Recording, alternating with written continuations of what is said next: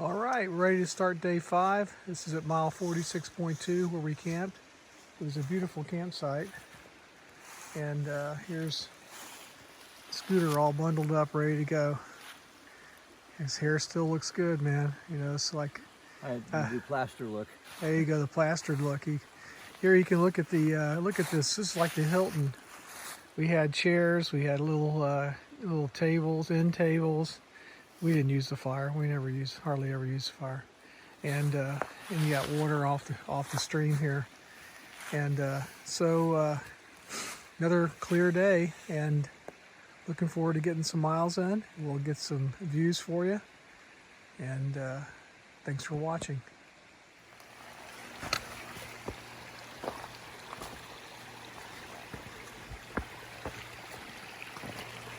This is just outside of Harrods Creek. There's a lot of water crossings coming out of Harrods Creek after big water, just to let you know. We had to get our feet wet early in the morning. Not a desirable thing, is it, Scooter? No, and just make a note that at Harrods Creek, if there's a lot of water, you may be walking through like a swamp area.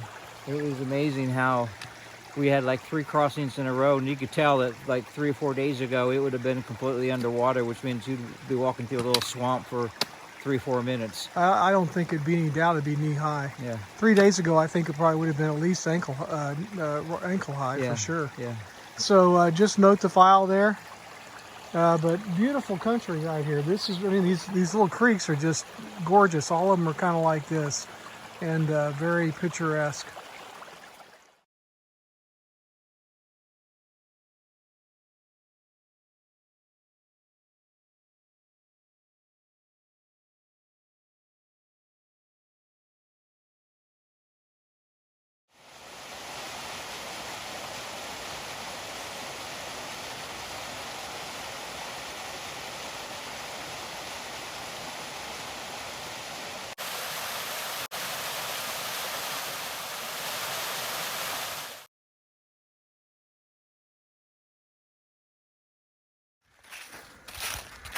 So this is my trail thought today. Being comfortable with the uncomfortable. That's really has a lot to do with long distance hiking. You have to kind of get in the mindset that you're going to be uncomfortable. I mean, the payoff is the beauty of the nature and spending time in nature, but you got to deal with, you know, the trail conditions. Got to deal with the Silkman. Silkman's been getting us big time this morning. You got to deal with wet feet. You might have some aches and pains. But if you become comfortable with that, the rewards are great. And I've used that thought a lot in some other things, other aspects of my life. You know, being uncomfortable when you have a budget. Yeah, initially, sometimes it's uncomfortable to have to manage my money, but it has rewards. You know, but I think that sometimes, especially in our society today, with comfort being at such a premium and so stressed, that we miss out on so many things because we don't want to feel uncomfortable.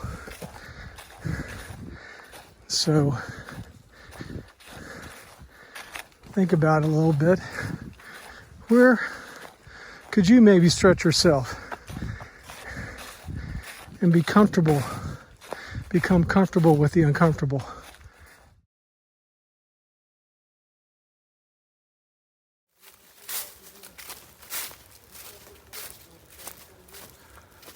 Walking through the Valley of Pines. Soft on the feet and beautiful.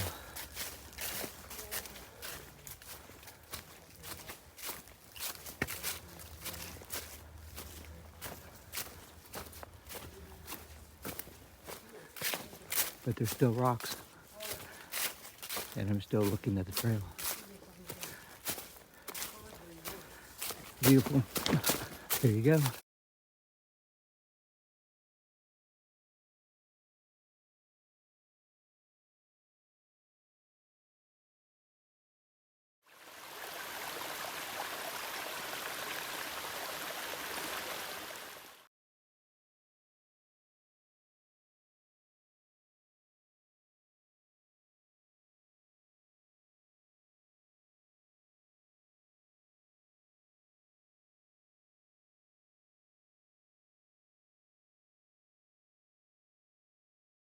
Was that Turner Bend does shuttles and it has a good resupply place there too.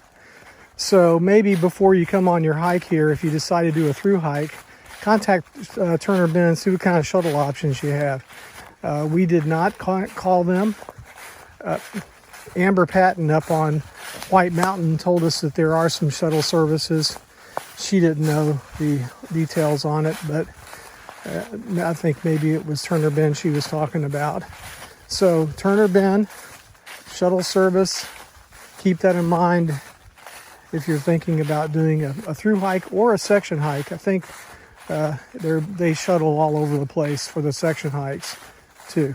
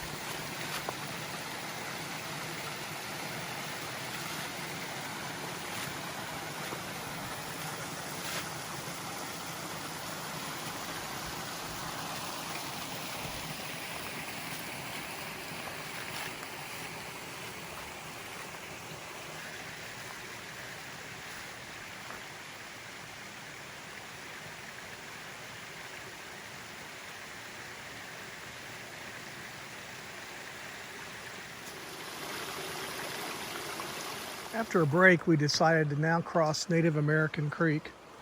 And if you look, this is where the trail goes. Now, you can't see the bottom where the trail goes. So we choose to go downstream just a little bit where we can see the rocks. We did get some water here. This is not what we consider a really ideal water place to get water. And Scott's heading across over here. I mean, Scooter's heading across where you can see the rocks. So when you come to water crossings, you don't have to cross at the trail. I know it seems pretty logical, but some people don't think that. Go look for places where you can see the rocks in the bottom and make your crossing. It's a lot safer. When you look over here, if you look back over here, you would not know how deep that spot is. It could be waist deep. Who knows? But Scooter just made it across, nice and safe. Safety is always first for us, always.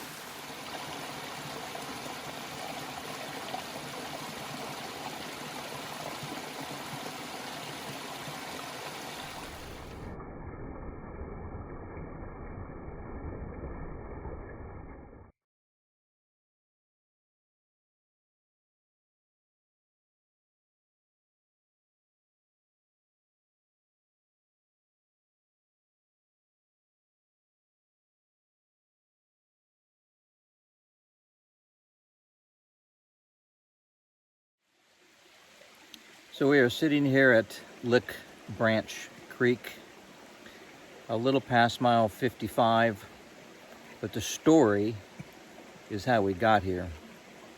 We were up on the trail hiking around mile 54.1 when all of a sudden there was some stones across the path and there was a white blaze pointing sideways. I walked up probably 50 yards or more to where it appeared to be pointing, and absolutely no blazes either going up or coming back, indicating that that was the way people came from. So we decided I'd go back down, and then we would go where the trail actually showed it was, and there was a trail stepping over the little barrier. And we walked down, I don't know, 100 yards or so, and basically the trail disappeared. So what to do?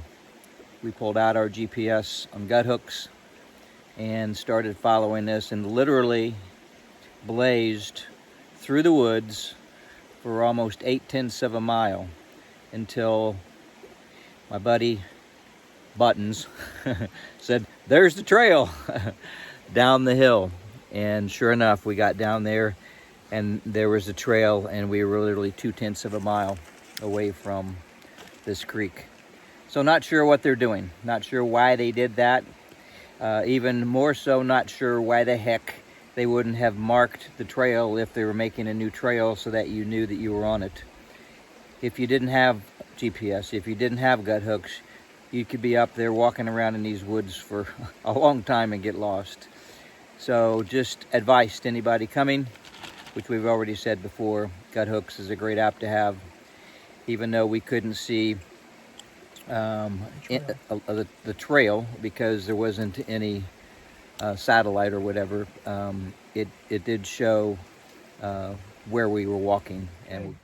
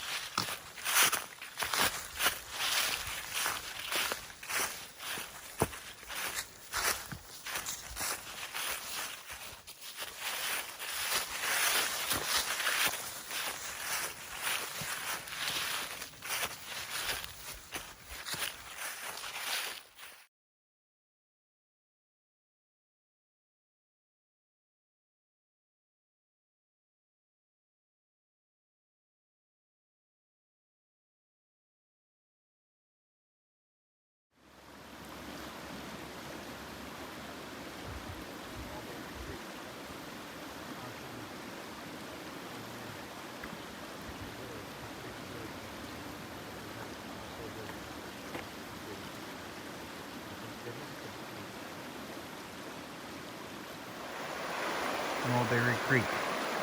We're crossing over the bridge, the first bridge that we've had to cross over a creek.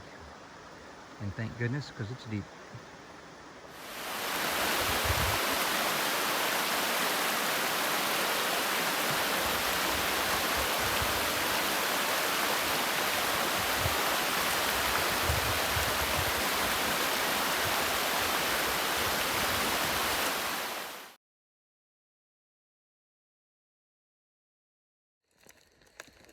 Hey everyone, end of day 5 on the Ozark Highlands Trail. We have titled today, Beauty and the Beast. Started out from Harrods Creek this morning. First thing, got wet feet several times crossing Harrods Creek. It was several different crossings. Then we came into a normal kind of flat area that was really nice, but ultimately we came into the beauty of the day, which is the Maroney Scenic Area that was just walking through a, I don't know, ridge of waterfalls, rock formations along the side, aptly named a scenic area. You'll see a picture of the sign in our pictures from today. So that was the beauty of the day. It was just absolutely one of the best walks we've had in all of our hiking just through that area. Then we came upon what was it, Lick Creek, I think, and we came upon the beast. And it was a very, very hard walk, a very, very rocky uphill walk, and it was just kind of brutal for a while. So the only good part of that was we got to walk over Mulberry Creek on a bridge. Again, you'll see shots of that. Very beautiful, but we didn't have to ford that one. It would have been maybe, from looking down in the areas, at least waist high. So we could have done it, but glad we had the bridge to go over. So not the longest of our days today, but we cranked it out for what we got done, and we're at around mile 58 tonight, camping out in just what was called a flat spot. So not really flat. We made our tents work. Hey, don't forget the part of the beast where we couldn't find the trail. Oh yeah. That was the beast. That was part of the. Okay. That was about 1 hour of our beast walk. Yeah. So reminded we were in beast mode. We did a video on it, so you'll see that. But yeah, we were on the trail, and all of a sudden we came to just the marker, and it was just sideways. And again, we looked to the left. I walked up at least 50 yards, saw no markers going up, no markers coming around to say that was the way down. The marker going down to the right was a drop off. Don't know, but we forged ahead and couldn't find any markers. Well, we did find that marker. We found a marker exactly like it on the way up this mountain. Yes. And it was the exact marker, and it was a U-turn. Yeah, it was kind of like a U-turn. So now the one thing we did not account for is a U-turn. Yeah. So in all fairness, we're just giving full disclosure. Yeah. we could have been the idiots out of the whole thing. Yeah. And it should have done a U-turn. Yeah.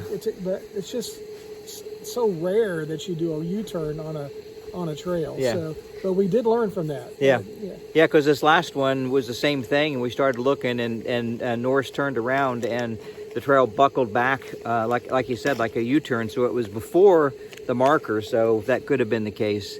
Anyway, you'll see our complaint on the previous video, and then the explanation on this one. So we're wrapping up day 5 so far. Just. Hey guys, we're blessed to be on the trail. It's beautiful out here. You know? Yeah, we're sitting. Even a bad day on the trail was great. So. We're sitting here now watching the sunset over the mountains straight ahead of us. So anyway, we're going to have some meals here, hit the hay, and get up and start day 6 tomorrow. Do it again. Do it again. Rest and repeat. Yep. So thanks for following us. Blessings.